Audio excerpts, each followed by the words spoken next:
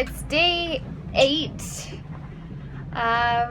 Josh and I spent the better part of the night taking turns at the helm. We were both really tired, so we both had to take turns catnapping, and someone would do it for a couple hours and then the other person would go on. The person would go down and have a nap, but it was a mostly starry night, so at least we could navigate a little bit better. It's hard to go just off the magnetic compass there, but even though it doesn't look like it, the wave state is actually diminishing. This is the lowest I've seen it. The winds are steady, gusting I think up to 15 now, so it's a little better. But Josh just threw out the Genoa, and it's actually giving us a nice pull through the wake. For once, we're not fucking teeter-tottering like this. So, but in the interim, among the list of many things that have gone wrong and broken is our bilge pump is now no longer working. So I don't know if that little bilge pump just got overpowered. I've been fiddling it with it for hours. I did it a bit last night, and then just checked it out again this morning. And it's like the fan inside does rotate. Sometimes it works, but it's not pumping enough water out. And then I think it just gets overpowered because it's on constantly, and then it just dies. So I think we need a new pump. Thankfully we have redundancies because we do have a leak right now, as Josh mentioned earlier, the crack by our rudder shaft. So there is water trickling in there. I'm just about to go check it out now and see if it's changed at all since he discovered it yesterday. Hoping not, but let's go find out. You little stairway dog in her stairway bed.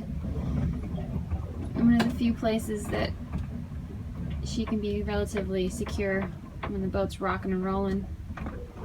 She's been a good trooper on this trip. She's been none too impressed by any of this, obviously, but you've been a good girl. Yeah, you've been such a nice dog.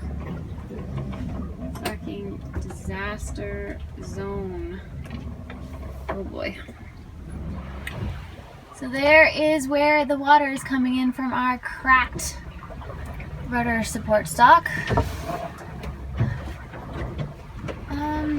That's not a fizzle, that's a goodly amount of water, so I'll have to show this footage to Josh because I think this might have gotten worse. He said when he was down here it was like a fizzle. That looks more like a steady stream. A small stream but steady. Fuck me. This is so fun. Yeah. We need to get to port quickly. Okay, I have an idea for how I might be able to stop this leak using a piece of old tire inner tube, a block, and a C-clamp. Let's see if this works. There we go. So it's just a compression clamp, basically. The C-clamp, piece of block, and that rubber inner tube is jammed underneath that into the crack, and that has effectively slowed the leak. I don't think it's stopped it. It's not coming out from this side anymore, but there's still the water pooling up back here behind the rudder shaft. Okay, so I think some might still be pushing up and settling in here, but it stopped it from coming through that hole there that Morgan filmed earlier. That's just pushing out around from behind. So I'll slow it down. If not stop it, it will certainly slow it down. And it's not a lot of water to begin with, so.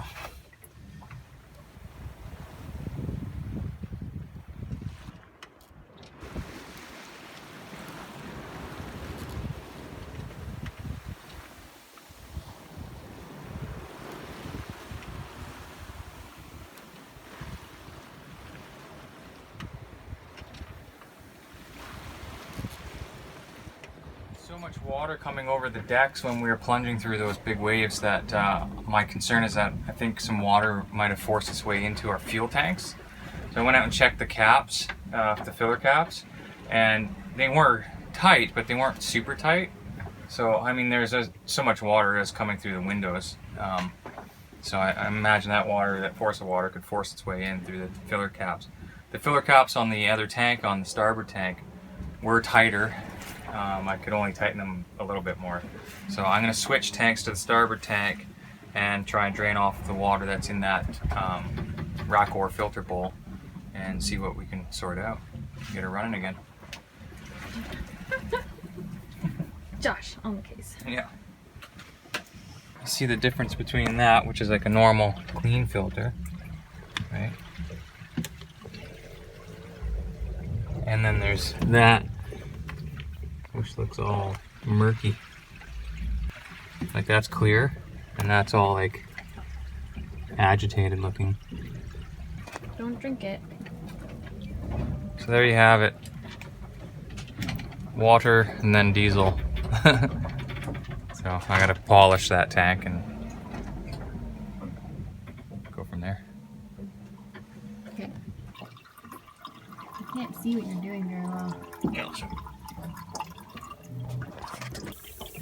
Alright, so we're just draining off the water. We got the little water valve open and got the fuel polishing system running. So it's pumping the clean fuel back into the other tank. The water's coming out the bottom here. So that's a good system right there. We like that. So we can actually polish like sediment and stuff out of our tanks from switching which tank is providing the source of fuel and which tank is the return. So we can actually pump from one tank to the other. And we can also just like run off all the friggin' water out of the bottom of these things. And that's a lot of water. That's a lot of water. Half a 5-gallon pail so far.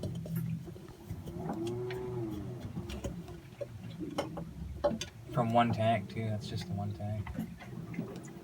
See there? So I'm like using the air purge pump just to push out. There's left in the line. Yeah.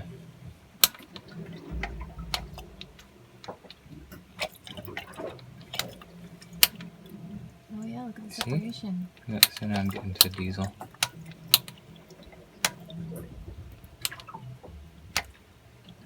So now I know that when I start it, I'll be starting with Diesel. Not water.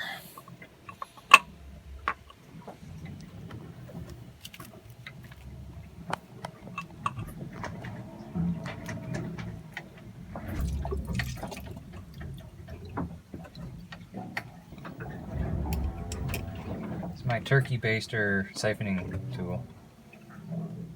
High tech. Very high tech. Better than sucking on it though. Yeah, please don't put your mouth on the diesel anymore. I start to worry about your brain cells.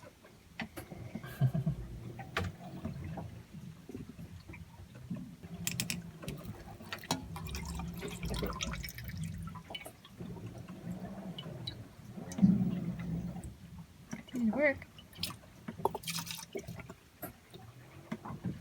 Yeah, after that sale, there's no doubt going to be some sediment in our fucking shit. Everything in those tanks would have been whipped up. Shook up pretty good, yeah. Still going, eh? Still sailing out there somehow. Well, there's a will.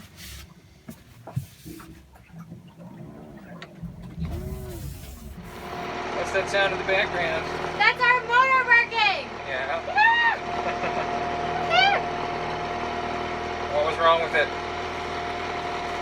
So, because we were caught in some incredible weather, our on-deck fittings for filling up the diesel tanks were obviously submerged and or subjected to such immense water pressure, it worked itself up into the caps and down into our diesel fuel tanks. Yeah, both So, of them. we were contaminated on both tanks Yeah. with so much water the diesel wouldn't even run. Yeah. So, We filled about a 5-gallon pail. yeah, you Probably did about too, actually. Really? You filled two, almost way. two, with contaminated water. Yeah, Yeah, so almost 10 gallons that we were able to remove with the Thanks to our polishing.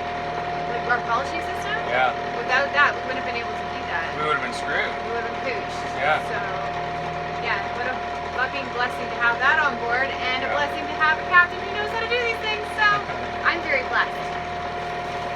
Very welcome. You rock, honey. And now my dog just peed, so I have to pee. Yeah, I was definitely concerned about heading into San Francisco Bay in a day and a half or so with no motor. So glad that's still working. The what? Going into San Francisco Bay without a motor. Yeah, that would have been super fun. Yeah. I'll just sail through all of the shipping